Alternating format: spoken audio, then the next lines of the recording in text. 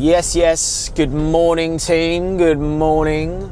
We are on our way to Springfield. Got an interesting day today, We are changing 16 250 watt solar panels.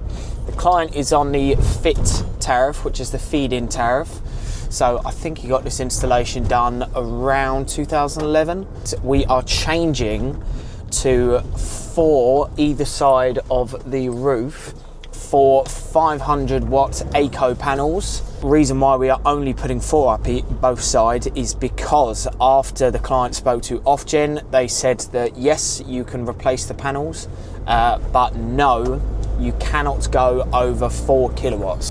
That's what we're doing today. I'm just heading there now. We've got me, Mason and Tyler on site today.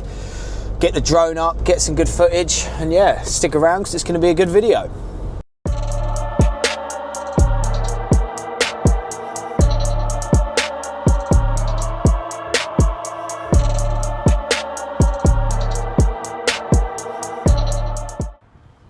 You combed your hair this morning?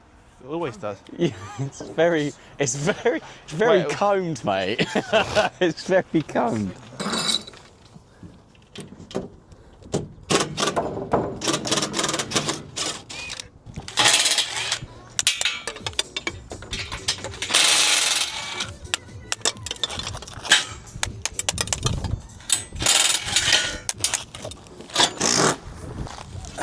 Get all that done. Right, so this side is done. It is roasting up here, but we've got all the hooks in. So we've got 1 rail, 2 rail, 3 rail, 4 rails, and then the Eco 500 watt panels. We've got 4 of them on this side, 4 of them on the other side, and they're going to go landscape because they're 500 watt panels. They are big beastie ones, so there's not enough room to go portrait. So we're going to do 1 there, 1 there, 1 there, 1 there. It's about 4 meters overall, but it means it's going to be higher on the roof, which, as we know in solar, higher the better. And then now we are now going to move on to this side down here.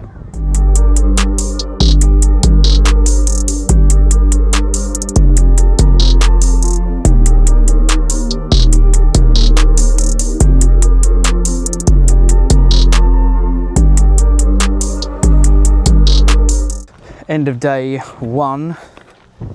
As you can tell by the state of my hair, it is well up. I think it's 32 degrees, but all the hooks on, panels are up. That took very long. These 500 watt panels are huge as well. They're like, I think they're like 2 meters by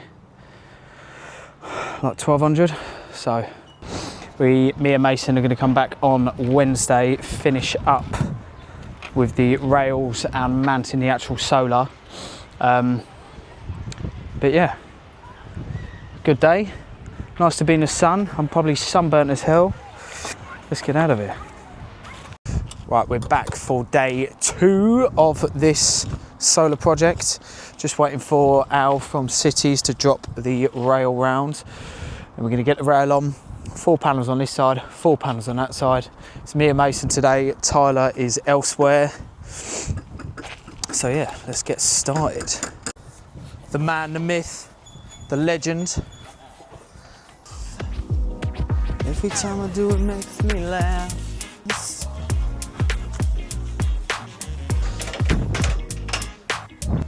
Scrap those bits before they blow away. I know. Right, so each rail is 3,600, and we need to add on an additional 4? Yeah. 400 mil, so we've got 1 rail left over. We can chop that, put it onto the edge of all the other ones, join them all up, get the rail mounted. We're just waiting for the brackets to come, and then we'll get cracking.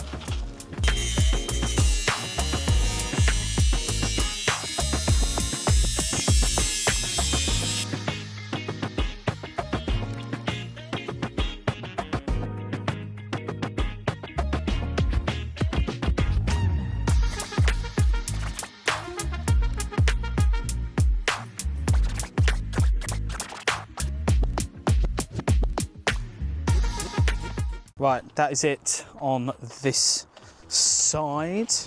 Pretty big. How was that, Mace? Took a little longer than it should have. Yeah, they are. They are muck around quite with the big, tiles, but especially with. So we just got to trim these off. But other clean side, them, but clean don't put them, window yeah. clean on them like we did last time. Yeah. But that looks all good. You plugged them in? Yeah, they're in. Right, one sec. I've got this one. Feet. Right, I've got it here. You go measure it and get a drill. Fair, that's all right there. To be fair, that should be 30 mil. Yeah. Yeah, screw it up. Yeah.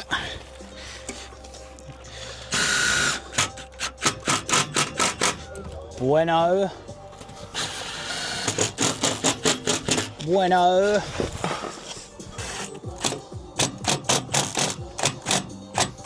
Yeah.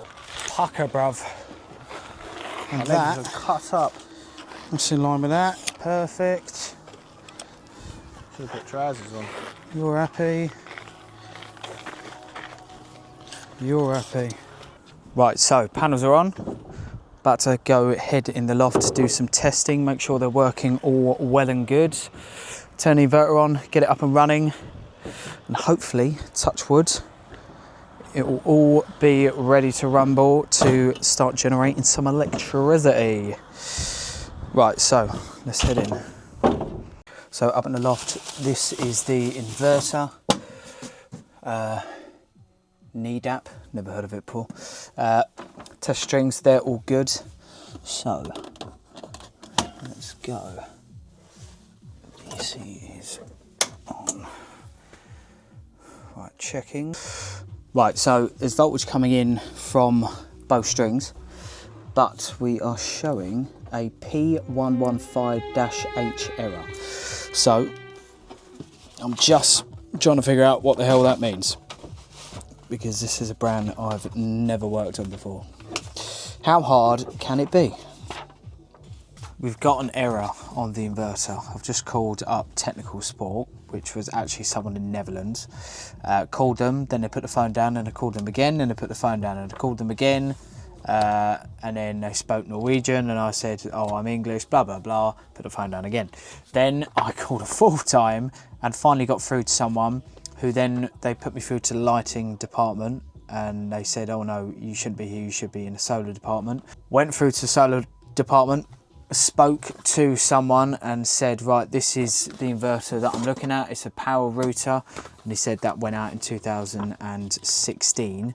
I said, I've got this fault on the code, and he said, yeah, there's an error inside the physical unit itself.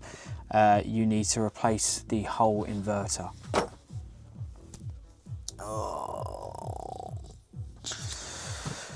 So that's going to be a fun conversation to have, which is fantastic. So what happened yesterday? Well, really annoying, but unfortunately it was one of those things that we just wouldn't have seen. So the job started off fantastically. We changed the panels over to the new 500 watt ACO ones, generating really well. I went down to the inverter, tested the strings are coming out fine. I've turned the inverter on, it's come up with a fault code, which you've just seen earlier. So after speaking to the guy, he explained that the inverter was 15 years old, and what had happened is where we had turned it off to obviously do the work, because we can't do it with a live inverter, then turned it back on, it was pulling for a software update, but because the model has stopped being used and that whole department, he said, has shut down in like 2011, it was going out for a software update and it wasn't getting anything back. Obviously these days we have got the technology that people in offices can log into inverters, so like SolarEdge or Fox or anything like that, and they can see what's going on in the inverter from their computer and usually sort it out from the office based in wherever they are. Obviously, because this is such an old inverter, it doesn't have that sort of technology inside it. So annoyingly, I then had to go back to the client and say, we need to replace this inverter. This is what I've heard.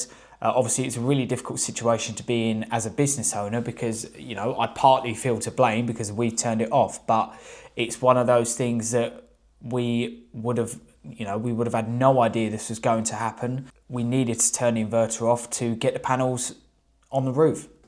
But yeah, super frustrating for me and the client. I exhausted every single avenue that I could think of.